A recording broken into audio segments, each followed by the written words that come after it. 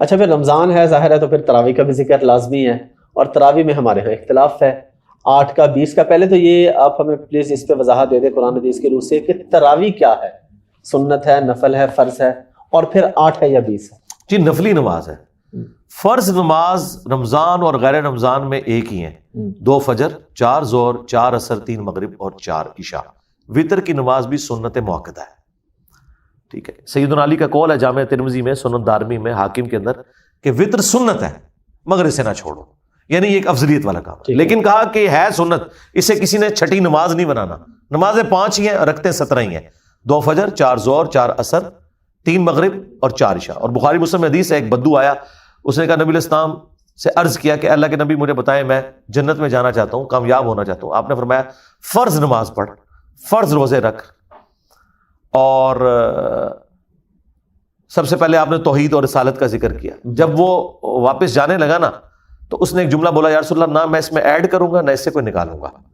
تو آپ نے فرمایا اگر کسی نے جنتی شخص کو دیکھنا ہے اسے دیکھ لے، اور اگر یہ بات پہ قائم رہا، ایک روایت میں ہے بخاری مسلم کی، یہ کامیاب ہو گیا. اس میں واضح آپ نے فرمایا فرض روزے. آج تک کسی عالم نے کہا ہے کہ جو رمضان کے علاوہ شوال کے 6 روزے یا سوموار اور جمعرات کا روزہ نہ رکھے اس کے رمضان کے بھی قبول نہیں ہوں گے. نہیں. آج تک فرض زکوٰۃ کے بارے میں کسی نے کہا ہے کہ جو نفیس صدقات نہ کرے اس کا فرض صدقہ بھی قبول نہیں ہوگا زکوٰۃ والا. نماز کے بارے میں کیوں کہتے ہیں کہ جب تک سنتے نہ پڑھو تو قبول نہیں ہوں گے، اور جب تک تراویح نہ پڑھو تو روزہ قبول نہیں ہوگا؟ یہ صرف جذباتی جملے ہیں، اس کے اوپر قتل ہو چکا ہے. ہمارا ایک اسٹوڈنٹ، چلے آج میں پہلی دفعہ کیمرے میں اس کو بتا رہا ہوں، ہمارا اسٹوڈنٹ تھا ایک 18-20 سال کا لڑکا ایبٹ آباد میں. اس کی اپنے دوستوں کے ساتھ یعنی اس پہ بحث ہوئی، ٹی وی میں تو اتنی خبر آئی کہ کچھ دوستوں نے اسے قتل کر دیا. اس کی وجہ یہ تراویح تھی، اس بات پہ قتل کر دیا. ٹھیک ہے، وہ بینک مینیجر جو ایک شہید ہوئے تھے، وہ بھی اسی بات پہ شہید ہوئے تھے، وہ بھی میرے اسٹوڈنٹ تھے. ان کے فیس بک کے اوپر ساری میری ویڈیوز لگی ہوئی تھی. تو یہ لوگ، ان کی طرح ٹالرنس بالکل نہیں ہے. انہیں کہ کوئی علمی بات کریں. ایک چیز سنت ہے، اس کو آپ نے فرض کہاں سے بنا دیا؟ تو تراویح سنت نفلی نماز ہے، پڑھ لیں ثواب، نہ پڑھیں کوئی گناہ نہیں ہے. بخاری مسلم میں حدیث ہے، نبی علیہ السلام نے فرمایا جس نے ایمان اور احتساب کے ساتھ رمضان کے روزے رکھے، یعنی اللہ تعالیٰ کو خوش کرنے کے لیے، تو اللہ تعالیٰ اس کے پچھلے سارے گناہ معاف کر دے گا. جس نے ایمان اور احتساب کے ساتھ رمضان کی راتوں کا قیام کیا، اللہ تعالیٰ اس کے سارے گناہ معاف کر دے گا. جس نے ایمان اور احتساب کے ساتھ شب قدر کا قیام کیا، اللہ تعالیٰ اس کے سارے گناہ معاف کر دے گا. تو یہ فضیلت کے تو، لیکن اس میں روزے جو ہیں وہ تو فرض ہیں، باقی نفلی عبادت ہے، اور اس میں بھی نفلی عبادت افضل یہی ہے کہ آپ گھر میں ادا کریں. سیدنا عمر کے بارے میں بخاری میں آتا ہے، وہ آدھی حدیث پیش کرتے ہیں، حضرت عمر نے جب تراویح کی جماعت کو اسٹیبلش کیا، نبی علیہ السلام نے تو 3 دن پڑھی تھی، تو یعنی سنت تو وہ ہے، کوئی بدعت نہیں انہوں نے جاری کی. ٹھیک ہے، بعد میں انہوں نے اسے پرماننٹلی اس اعتبار سے کر دیا کیونکہ ٹولیوں کی شکل میں تو حضرت ابوبکر کے دور میں بھی صحابہ پڑھتے تھے. حضرت عمر نے بھی کچھ عرصہ تو دیکھا، پھر انہوں نے ایک امام مقرر کیا ابی بن کعب کو اور تمیم داری کو کہ ان کو امامت کروائیں. اور پھر حضرت عمر وہاں سے چلے گئے خود، یہ جملہ بولتے ہوئے، بخاری کے الفاظ ہے کہ اس سے بہتر مرد کی وہ نماز ہے جو رات کے آخری پہر میں وہ گھر میں پڑھتا ہے. اور بخاری مسلم میں حدیث ہے، نبی علیہ السلام نے فرمایا کہ اپنی نفلی نمازوں کا کچھ حصہ ضرور گھر میں ادا کرو، اس سے برکت ہوگی. اور بخاری مسلم کے الفاظ ہیں کہ مرد کی سب سے افضل نماز وہ ہے فرض کے بعد جو گھر میں ادا کرتا ہے، وہ افضل ہے. بخاری مسلم میں موجود ہے، نبی علیہ السلام فرض مسجد میں پڑھتے تھے. اما عائشہ کہتی ہیں جو وہ نفلی نمازیں تھیں نا، وہ اپنے حجرے میں گھر آ کے ادا کرتے تھے. وہ الفاظ ہیں کہ آپ 4 سنتیں 4 نفل ادا کرتے، پھر زور کی جماعت کرواتے، پھر میرے حجرے میں آ کے 2 رکعتیں پڑھتے، پھر نبی علیہ السلام مغرب کی نماز پڑھاتے، پھر 2 رکعتیں پڑھتے، پھر عشاء کی پڑھاتے، پھر 2 رکعتیں پڑھتے، اور فجر سے پہلے بھی 2 رکعتیں پڑھتے. اور جو آپ کی وہ وتر کی یا نفلی نماز وہ پورا سال ہی چلتی تھی نا، جسے آپ قیام اللیل کہہ لیں، تراویح کہہ لیں. تو 8 یا 20 کا کیا اختلاف ہے، یہ کیا مسئلہ؟ میرے بھائی اس میں جو اصل مقصد ہے وہ قرآن سننا ہے. نبی علیہ السلام کی جو سنت ہے وہ 8 رکعت ہے، البتہ تابعین سے 20 بھی 41 تک بھی ثابت ہے. بعض اوقات لوگ زیادہ دیر قیام نہیں کر سکتے، 8 میں زیادہ قیام لمبا ہوگا. آج بھی آپ اہل حدیث کی مسجد میں جائیں تو وہ 8 تراویح ان کی 1.5 سے 2 گھنٹے میں ختم ہوتی ہیں. دیوبند بریلویوں کی آدھے گھنٹے میں 20 ختم ہو جاتی ہیں. ٹھیک ہے، یعلمون تعلمون. تو یہ اس لیے تو قرآن نازل نہیں ہوا، ورتل القرآن ترتیلا. اصل مقصد یہ ہے کہ آپ نے قرآن سننا ہے. تو ہم یہ کہتے ہیں کہ جہاں پہ 20 ہو رہی ہیں نا، آپ 20 وہاں پوری کر کے نکلے تاکہ آپ قرآن وہ سارا سنیں، جو مقصد ہے. ٹھیک ہے. جہاں پہ 8 ہو رہی ہیں وہاں پہ 8 پڑھیں. لیکن نبی الاسلام کا جو عمل ہے بخاری مسلم میں ہے, اما عائشہ کہتی ہیں رمضان ہو یا غیر رمضان, نبی الاسلام کی رات کی نماز 11 رکعت ہوتی تھی, 8 اس میں یہ نوافل اور 3 وتر. الموطا امام مالک میں موجود ہے کہ حضرت عمر نے 11 رکعت شروع کروائی. یہ جھوٹ بولتے ہیں کہ 20 رکعت شروع کروائی, الموطا امام مالک میں موجود ہے. اور جو 20 والی روایت الموطا امام مالک میں وہ بے سند روایت ہے. یزید ابن رومان نے حضرت عمر کا زمانہ نہیں پایا, انہوں نے کہا کہ حضرت عمر کے زمانے میں شروع ہوئی, اور جو پوری سند والی روایت ہے اس میں تو موجود ہے کہ حضرت عمر نے 11 رکعت شروع کروائی. اچھا جی, آج بھی سعودیہ میں صرف مکے مدینے کی 2 مسجدیں جو ہے نا, جی بالکل, اس میں 20 ہوتی ہیں, اور وہ بھی انہوں نے 2 امام مقرر کیے ہیں, 10+10 کرتے ہیں. وہ حنفیوں کی وجہ سے کرتے ہیں, ادروائز پورے سعودی عرب میں ام القریٰ, مکے کی یونیورسٹی, مدینہ یونیورسٹی, سب 11 رکعتیں پڑھتے ہیں. ٹھیک ہے, ہماری تو یہ ریکویسٹ ہے سعودی حکومت سے کہ یہ کام ختم کریں, 20 والا 11 والا شروع کروائیں. اچھا 11 والے میں وہ جو وطر کی بات ہے, وطر میں بھی اختلاف ہے کہ 1 ہے یا 3 ہے. وطر جو ہے نا وہ تو کہتے ہیں عربی میں آڈ کو, ٹھیک ہے, طاق. نبی الاسلام 1 رکعت کے ذریعے پوری نماز کو طاق کرتے تھے. ٹھیک ہے, عمومی عمل آپ کا 3 وطر ہے, بخاری میں آیا ہے. ٹھیک ہے, حضرت قاسم بن محمد بن ابی بکر جو حضرت ابو بکر کے پوتے ہیں وہ کہتے ہیں میں نے صحابہ کو 3 وطر پہ پایا, البتہ 1 میں حرج نہیں, 1 بھی جائز ہے, لیکن عمومی عمل نبی الاسلام کا جو ہے وہ 3 ہے. جو آپ کا 1 بھی ملتا ہے وہ 2+1 ہے, یا 5 ملتا ہے تو 2+2+1 ہے. 1 جائز ہے, 3 افضل عمل ہے, ہم تو 3 ہی پڑھتے ہیں.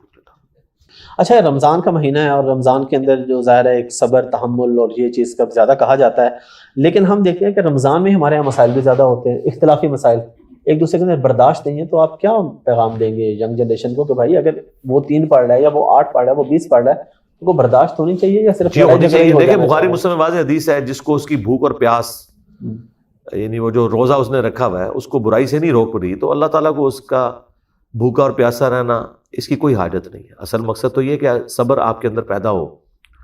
تو وہی بات ہے, جڑے تھے پیڑے اور لاہور بھی پیڑے, عقابے بھی پیڑے.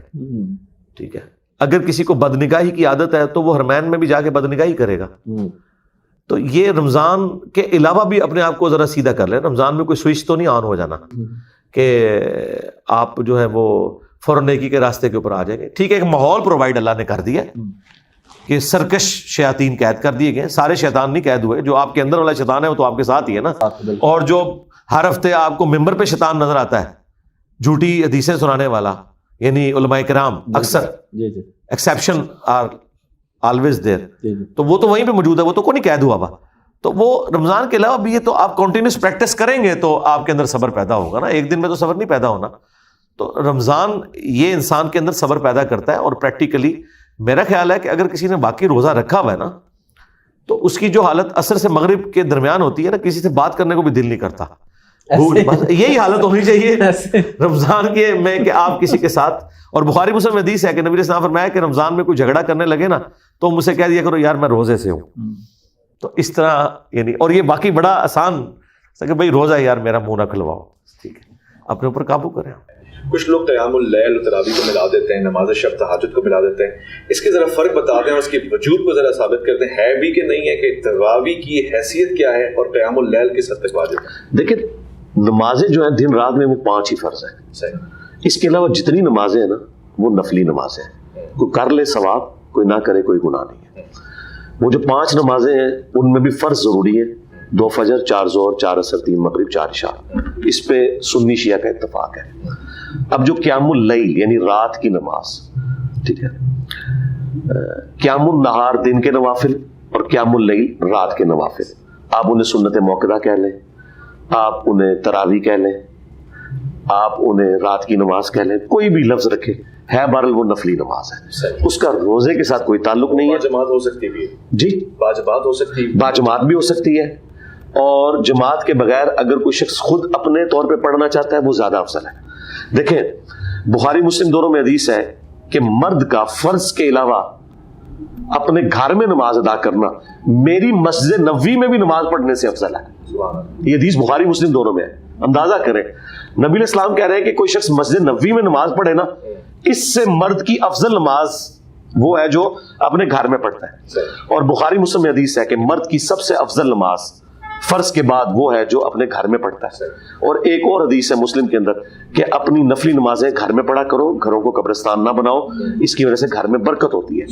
تو نبی علیہ السلام تو ناراض ہو گئے تھے 3 دن کے بعد جب لوگ آپ کے خیمے کے باہر کھڑے ہوئے, بخاری مسلم میں, آپ نے فرمایا گھروں میں پڑھو. خود صحیح بخاری میں ہے سیدنا عمر نے بھی جب تراویح شروع کروائی ہے تو آپ شروع کروا کے جب واپس جا رہے تو آپ نے کہا اس سے بہتر وہ ہے جو مرد گھر میں پڑھتے ہیں.